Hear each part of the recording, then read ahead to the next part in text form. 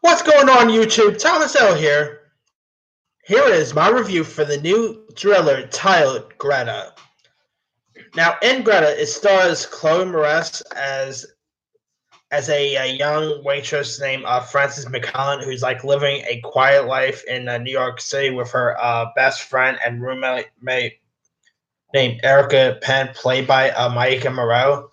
And Frances, recently lost her mother to cancer, and she also continues to maintain her relationship with her workaholic father, uh, played by Combe Forward.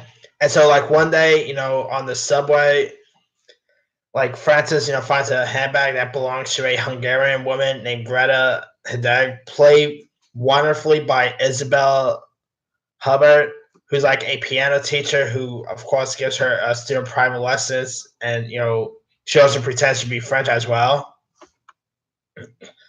And so Francis, of course, returns the handbag, and they become friends for a while. And then all of a sudden, she sees other handbags in her cabinet, and she pretty much believes that Greta is has been planting handbags, so they could find it, find the handbag and bring it back to Greta, and crazy things go from there.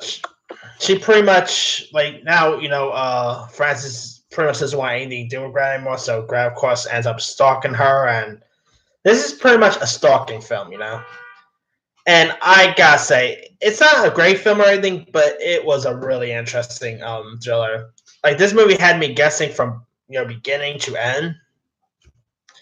This film kind of felt like an Alfred Hitchcock film in a way. Like, this is there's something Alfred Hitchcock would have made years ago. And Chloe Moretz, I just recently did my top 10 Chloe Moretz movies. This girl is an awesome actress. I mean, she could show that she could do a comedy like Kick Ass. She could do a drama. She could do a thriller. This girl is just awesome. And I think if she continues to do good performances like this, there could be a good chance that she could have an Oscar on her mantle. May not win, maybe a nomination in the future, but.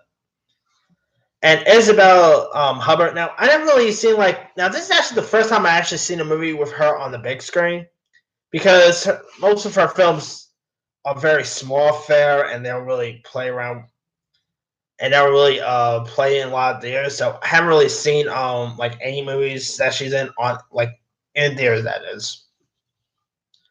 And I gotta say, Isabel, I thought was terrific here. She played Psycho really well.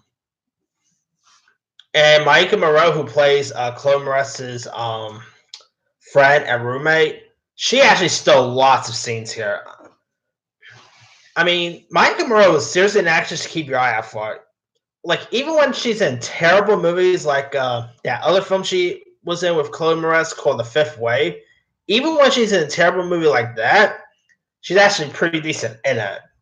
And of course, she was in It Follows, which I admit was not all that great, but she was good in that. I mean, this girl needs to be I think she needs to be a bigger star in the future. She's really terrific here. And Combe Foray, who plays Moretz's dad, he was terrific. You also got Stephen Red, who plays a private investigator here.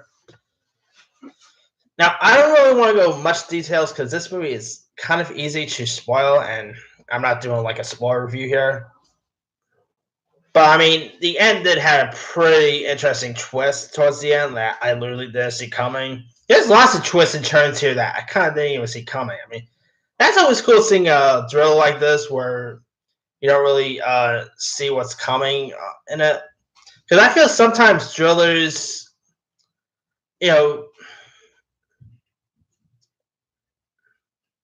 I mean, I really like when thrillers there's twists in it and you don't know where what the twist is gonna be and all.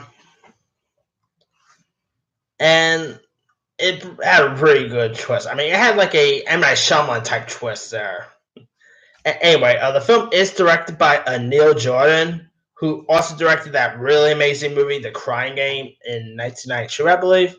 He did a few other stuff here and there, but haven't really done anything huge lately. I mean, he's a really good director, so it's nice to see him, make like a comeback here.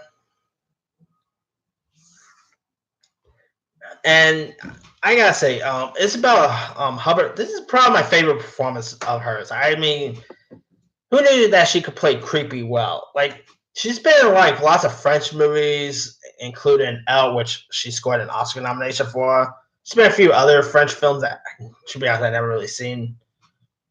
I've seen some French movies of hers, but not a whole lot. She's actually a really decent actress, and she's kind of a French legend now.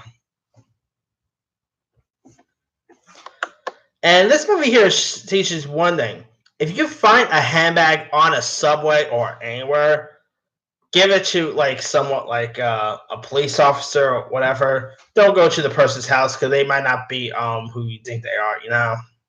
This is a good life lesson here.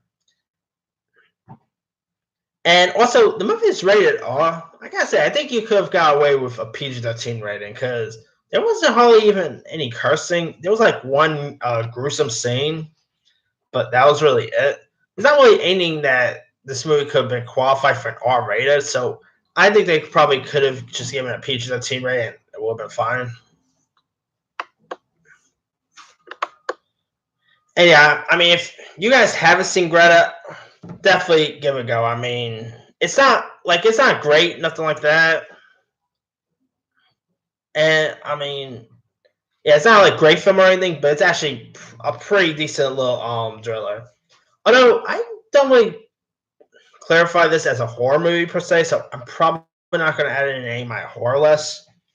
But it's definitely worth a watch. I mean, like I said, this movie kept me left me hanging from beginning to end, and had some pretty interesting twists and turns here. Yeah, definitely check out Greta if you haven't. I think you'll enjoy it. Anyway, let me leave you guys. Did you have a chance to check out Greta? If so, what you thought of it? Drop a comment below. Don't forget to like, subscribe, hit that bell for more notifications. This here is Tom Sales signing off.